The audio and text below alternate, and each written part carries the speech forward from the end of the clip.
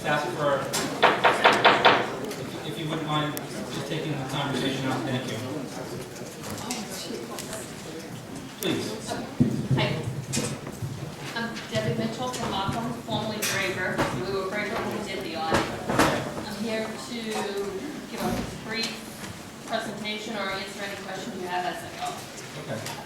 The audit was actually done a couple of months ago, and you should have a copy of the report. Yes, we did receive it. So we gave a clean opinion, our audit report was a clean opinion on the financial statements. Pages 3 to 8 are management's discussion and analysis, where management gives a recap of the results of operation. Pages 9 and 10 are the government-wide financial statements, which are similar to a full accrual basis, not your budgetary financial statements. And they are reconciled to your modified accrual financial statements on page 11 and 12, with the general fund, the important numbers there are almost to the end of the first column. The general fund had a net change in fund balance, a positive $254,000 for the year. Compared to the budgetary basis, which is on page 53 and 54, of $263,000. There were a couple of modifications, but for both budgetary and modified accrual, you had a surplus for the year. Some of the other highlights are on page 15, where your main enterprise funds are the water fund, the sewer fund, and then there's the school lunch fund. The water fund had a small positive surplus of $52,000, whereas the sewer fund for the year had $152,000 negative surplus. That would be a deficit. A deficit. Negative surplus sounds so much better. Going on, page 17 and 18 are just some of your smaller funds, and there's more detail for a lot of these funds on some of the back pages. The footnotes, there's quite a bit of verbiage. Note 1 is pretty much a standard footnote showing your accounting policies. There were no big changes in accounting policies the year. There was SCASB before a couple of years ago. A little bit of disclosure items that changed from the prior year. Deb, could I ask a question about the negative surplus Yes. in the sewer? Because Yes. I was under the impression that the sewer enterprise fund is currently in a significant surplus position, but maybe I'm thinking of something different that's related. Well, there is a bit of depreciation, so maybe there's a cash basis versus accrual. That could be Okay. part of it, because if you look at the depreciation for the year, it was $822,000. So that would make a big difference. Okay. Does that sound right to you, Brenda? I think they're talking about the investment accounts that we have with Webster, the 1 point, For the sewer fund? so, So that's more of a cash basis versus this is accrual basis where you take all your income, your expenses, but any debt service that you're paying is not really an outflow for the statement of revenue and expenses because it's recorded as a liability. So this is not really a cash basis, Okay. it's a accrual basis. And I think that's really what the big difference is. I think he's confused because you're showing a deficit, but we have that for the fund with the 1.9. Yeah, there is $2.9 million in Yeah. cash So it was more than 2, yeah. at the end of the year. Okay. Thank you.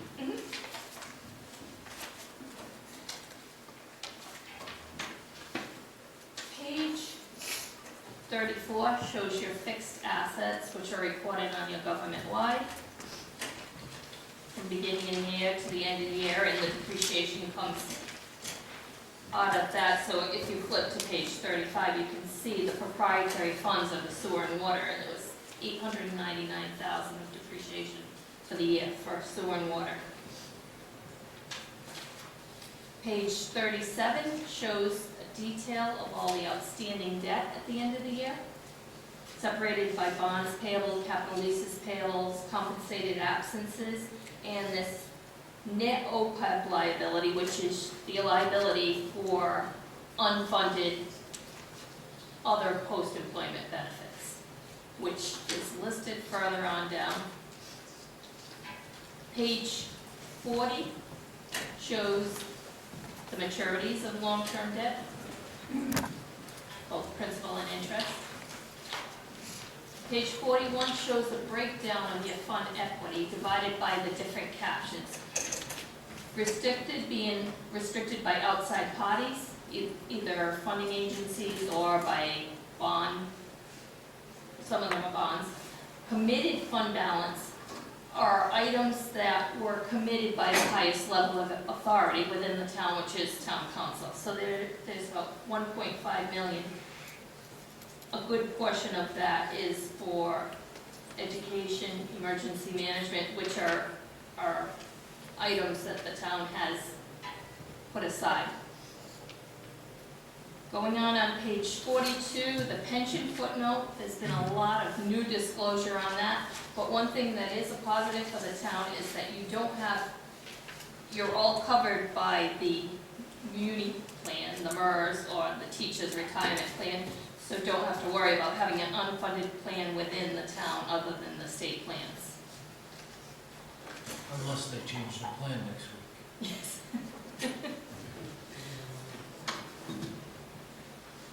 But there is no net pension obligation because you're forced to pay what the requirements are. As opposed to on page 49 and 50 with the post-employment benefit plans, basically right now you're on a pay-go basis. So you pay these benefits as you go. And the suggestion is that you come up with the contribution that's determined by an actuary, and your actual OPEB contribution was about $645,000 for the year. They were recommended, and you actually paid $400,000. So that keeps growing a little bit, and the obligation at the end of the year was $1.3 million.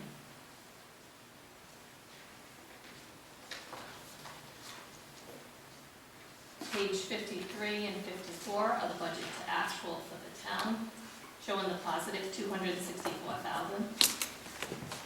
And the school is on the next page, page 55, showing a budgetary positive of $312, but then there is a change in encumbrances because for budgetary purposes, the encumbrances are considered when they're obligated as opposed to when the services are provided. Then the next several pages are all backup for some of the other funds that go forward into the beginning pages.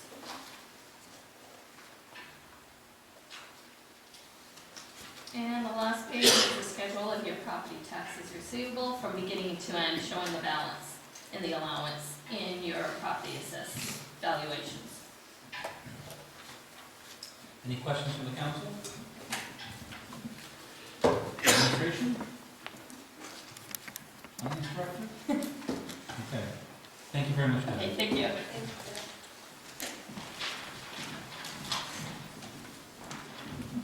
I'm going to propose that we move old business item A up next, because we have a gentleman that's with us, Steve Mascheroni, as well as Dave Quattro, to speak on this matter.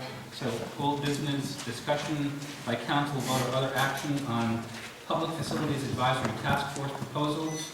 It's listed as two sub-items. One is acceptance and agreement of proposals and possible amendments by the town council.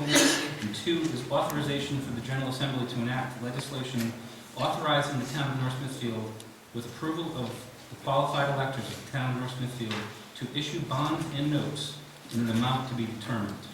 So what I'd like to do for, yes. Maybe before you continue, you have a gentleman here for the licensing. I was wondering if it's just the last item on the front page, we can move that up.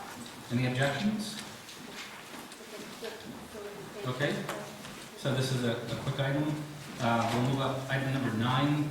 North Smithfield Town Council sitting as the Board of License Commissioners, with discussion by council vote or other action on solicitation license. Benjamin Vincent. You must be Mr. Vincent. I am. Welcome. Thank you. So I am a financial advisor with Everett Jones, and I live in town. Eventually be opening up an office in town. And part of our process is to just go meet my fellow residents and just let them know about the fact that Edward Jones will be setting up an office and I will be doing financial advising. So I wanted to follow all the rules and make sure that I, let the town know that I was going to be doing this and just meeting people and meeting my fellow residents in town. So. Very good. Well, thank you. I trust that the application is in order. Any comments from the town clerk? Is there a motion? Question first. Yes. Mr. Vincent, until you have a bricks and mortar location, are you going to be working out of your home? I am, and I did receive I applied and received the zoning compliance to have my home office. It's literally just a laptop and a printer, but I did go through that process, yes. The percent of our economy is based on small businesses. Absolutely. I'd like to make a motion to approve Mr. Vincent's application for solicitor's license.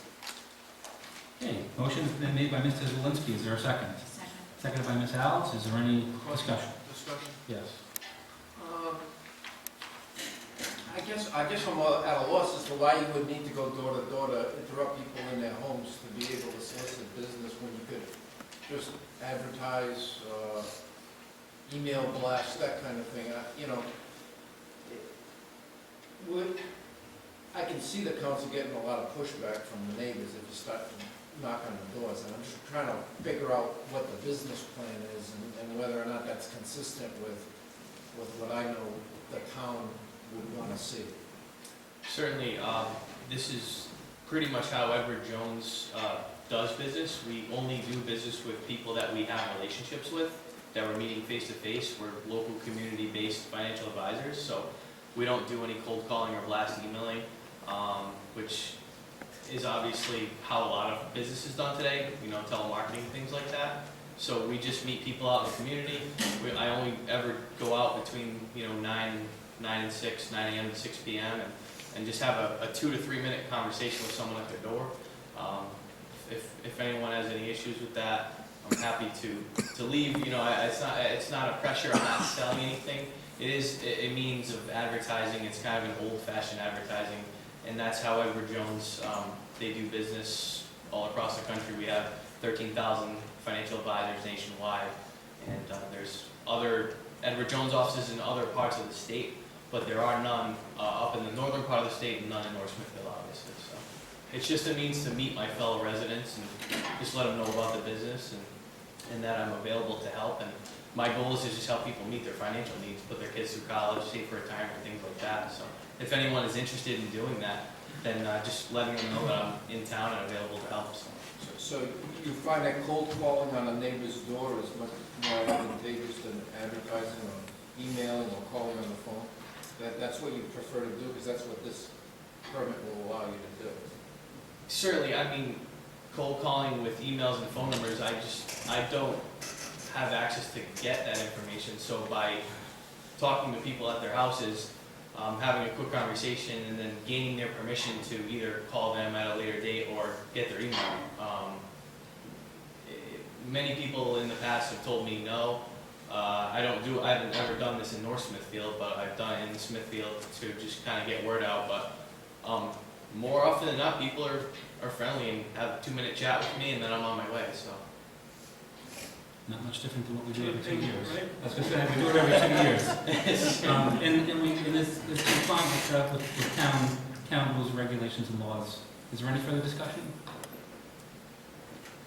We have a motion, it's been seconded. May I have a roll call vote, please? Ms. Alves? Yes. Ms. Eve? Yes. Mr. Gaskin? No. Mr. Zelinski? Yes. Mrs. Blair? Yes. Welcome to town. Thank you. Hope you have a good, successful business. Thank you. We're going to go back to item old business. Old business item A. Discussion by council whether other action. I've already read it. Do I need to read it again? I'm going back to old business A. And I wanted to tee it up. This is about the Public Facilities Task Force. So as we discussed previously, we've had 2 public hearings on the task force proposal. And the last time we were going to get into the finances of it, to understand what the town's capacity is to fund this. We've had one meeting with the town's fiscal advisor, Mr. Steve Mascheroni from PFM, and heard some feedback about a concern about the town's current debt load. And it doesn't mean we can't go forward, but he's helping us to put it in perspective, and to compare North Smithfield with other communities in our size and so forth. So I think what I'd like to do is to turn it to Brenda, since your presentation is up first, to go through, is that what this is, right? Yes. Yes. And then we can turn it over to Mr. Macaroni to take it from there. So we have a very brief PowerPoint.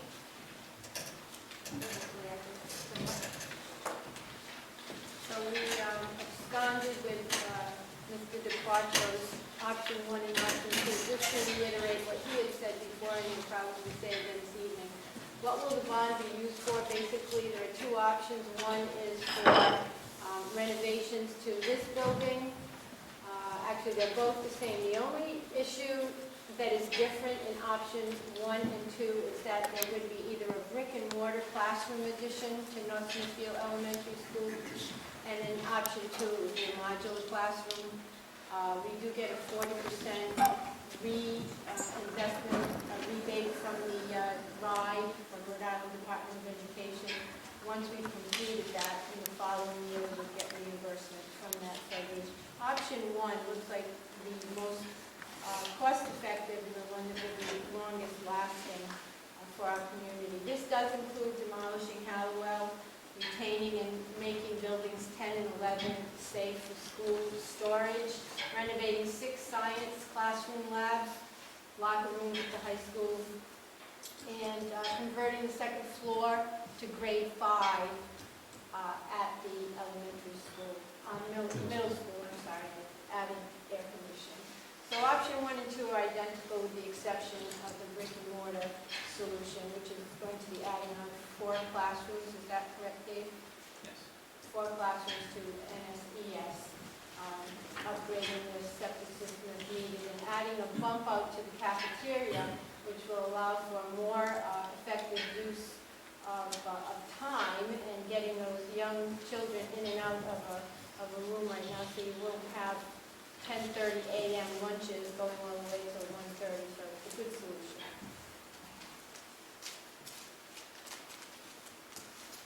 And what will this mean for residents? Consolidating the town and school administration facilities in this building in Kendall Dean, sort of a one-stop shop, very convenient, very centrally located, lots of parking, ADA, accessible. We'll have significant reduced utility costs. We'll have more energy efficiency because of upgrades for windows and boiler and whatnot. A secure and professional meeting space, which is something that we sorely lack. So upgrading this room, putting in a small conference room so 2 meetings actually could go on simultaneously. Upgrading the police facilities, and a municipal court would be relocated to the police department. Now for students and families would be decommissioning of Hallowell School, restructuring of the middle school to take grade 5 through 8 as opposed to 6 through 8, which it is right now. Installing air conditioning on the 3rd floor of the middle school, restructuring North Smithfield Elementary School to take in pre-K through grade 4. Then, as we stated, the brick and mortar addition to NSES, cafeteria addition, 6 state-of-the-art high school science labs that haven't been touched in probably 40 years, and update locker rooms with shower facilities at the high school.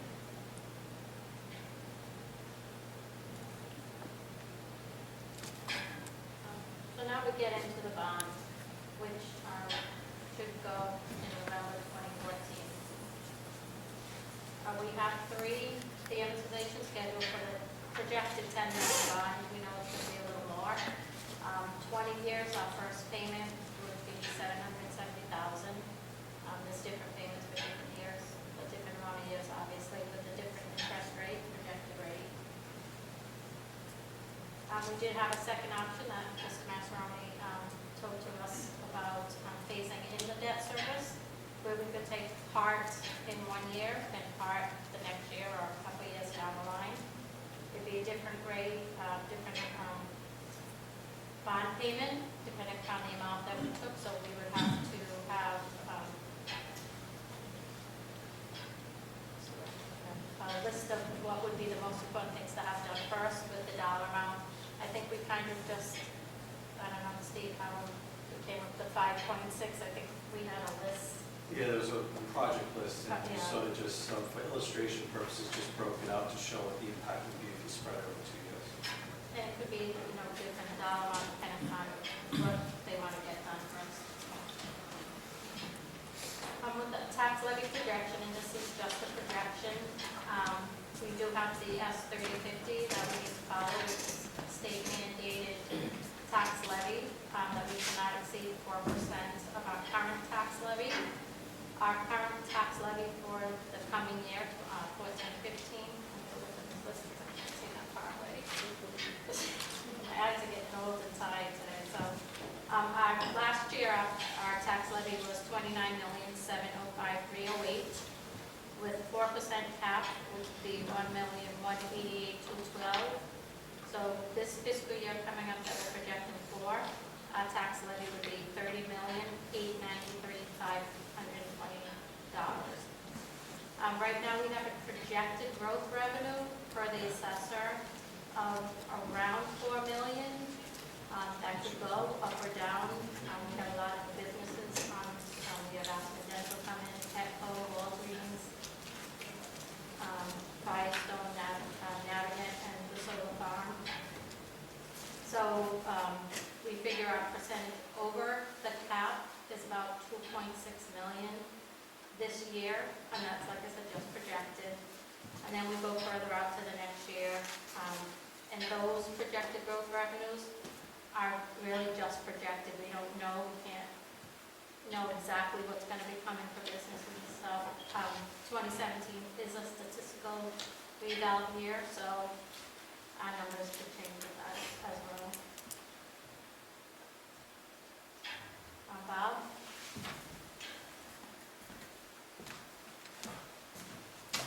So we looked at what the potential savings would be in this process, and it's pretty clear. Well, I didn't do the bulldozer, by the way. That was the assistant finance director's choice. She got a nice bulldozer, but that's not my metaphor. Most of it comes from Hallowell. Saving the capital costs that would have to be injected into Hallowell. That FY 2016 is a huge number.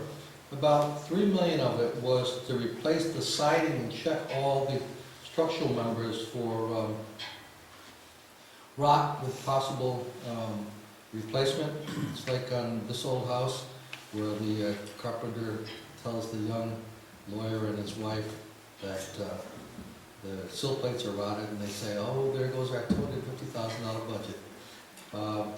But that's a big number, and there are big numbers all the way through. They're driven by all new roof replacement. So that's a big number.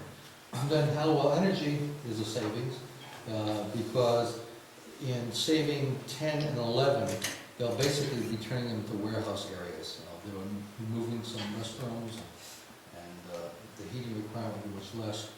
Hallowell maintenance, that's a low number. We all know that it takes more than that to maintain Hallowell. And Andrews Energy, one of the things that we have to look into is the reuse of these facilities. Andrews might be a good community cafe if we could change that to business neighborhood right around the school. Kendall Dean Energy, there would be energy savings because it would be far more efficient and it would be full, so there would be more ways to generate heat from human beings. Town Hall, there the assumption is that it would save a great deal by integrating our phones with the school system, the energy costs and the maintenance costs. Now, in the case of Andrews, you really need to reuse it. In the case of Town Hall, you really need to reuse it. I don't want it hanging around for an odd meeting here or there. That really should go to the National Park Service or the whole area of the 2 granite block buildings and Hallowell integrated because they have sufficient parking room for 3 of them. But then you see the totals. And the first year, it's only the startup legal fees, then it's $705, then $704. So the total savings are enormous in terms of what it would cost us not to have this bond and keep Hallowell open. Questions?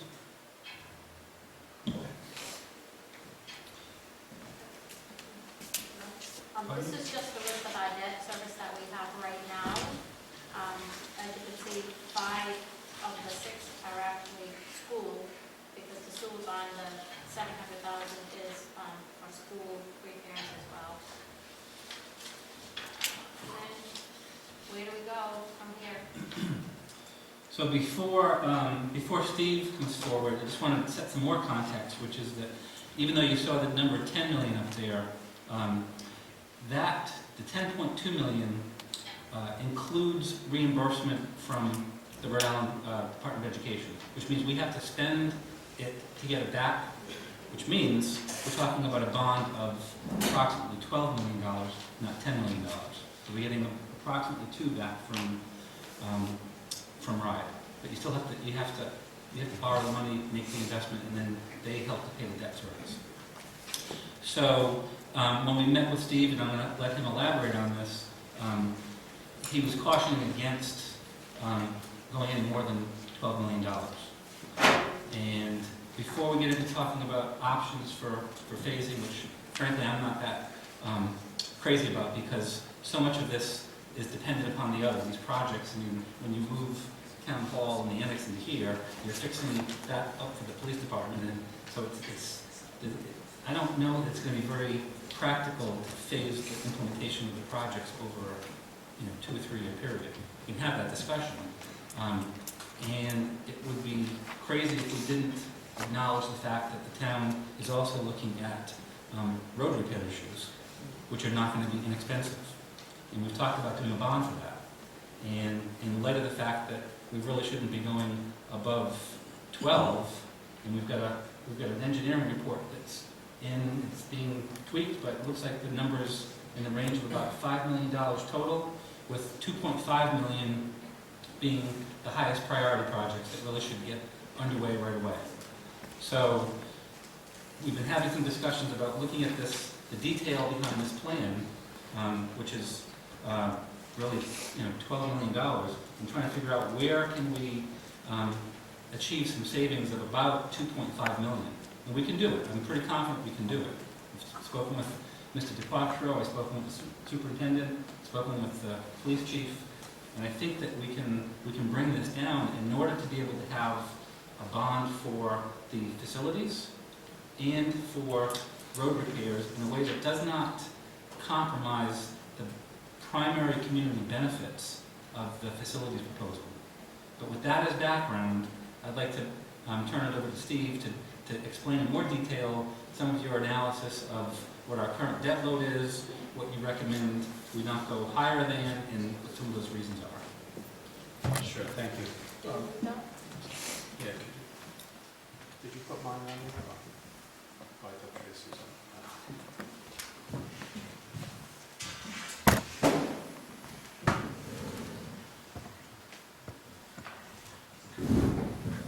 I don't think she She did. did.